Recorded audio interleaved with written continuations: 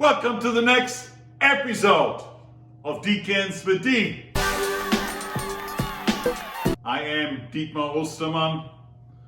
I'm the host this afternoon, and I'm the regular guy of Long Island. Today is special. I'm tasting with you one of my favorite wines, one of my all-time favorite Napa Cabernet blends. Yes, we have in store for you an older version of the legendary Insignia from Joseph Phelps. Now here's a quick background story. Joseph Phelps, just like Robert Mondavi, is one of the pioneers of Napa Valley.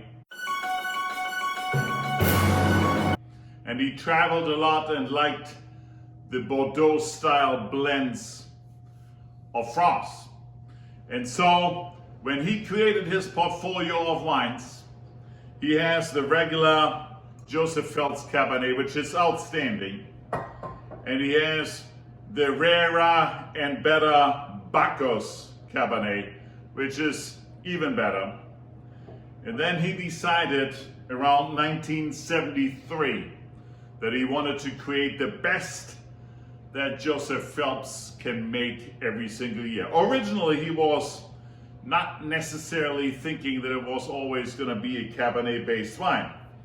But soon the success of the first Insignia in 74 and the following ones focused him on red wine, red wine blends, with the base of the wine being Cabernet Sauvignon.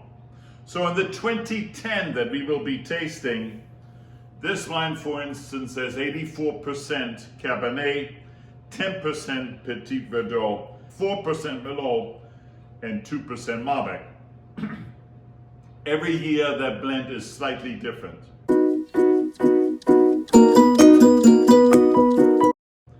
We were sitting in the backyard at Joseph Phelps and going through the table.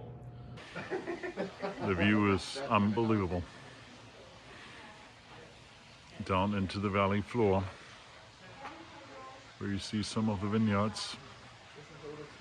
They now set up a tent because of COVID for outside tasting in the rain.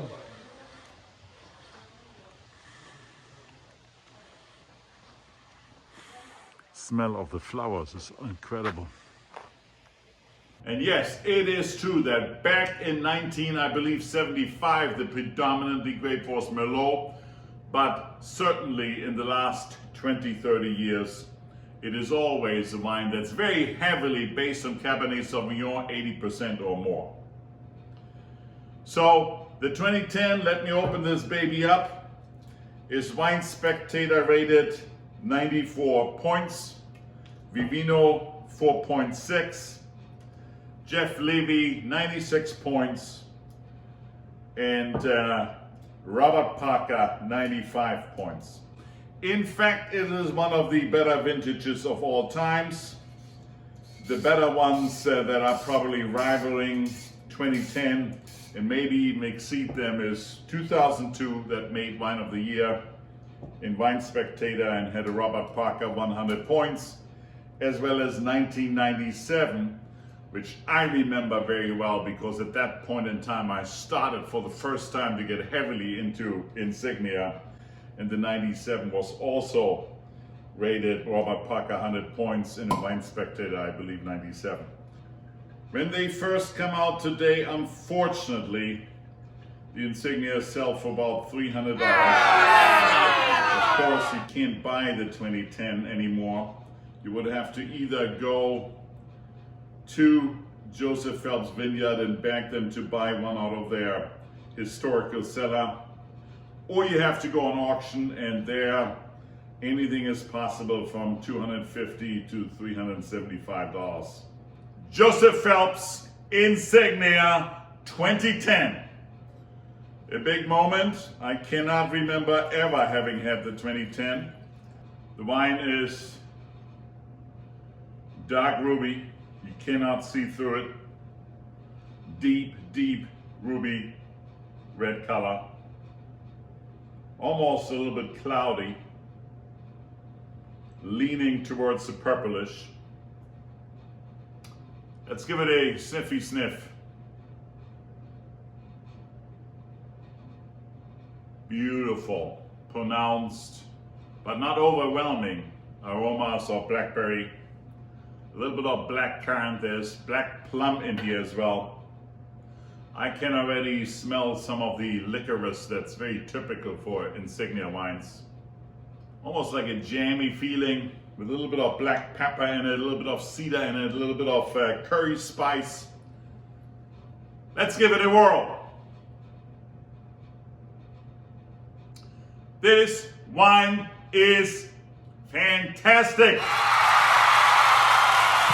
Graphite in the mouth, a little bit with maca and espresso.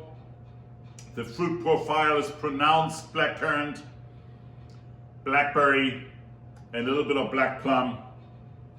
I like the spice in it.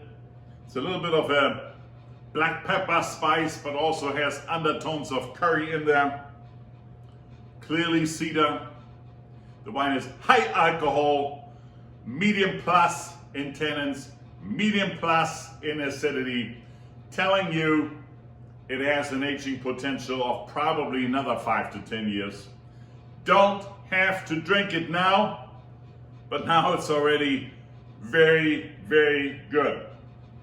I consider this, ladies and gentlemen, one of my favorite wines in the world. Certainly it is one of my all-time favorite worlds in American Cabernet, and probably my favorite wine from Napa Valley.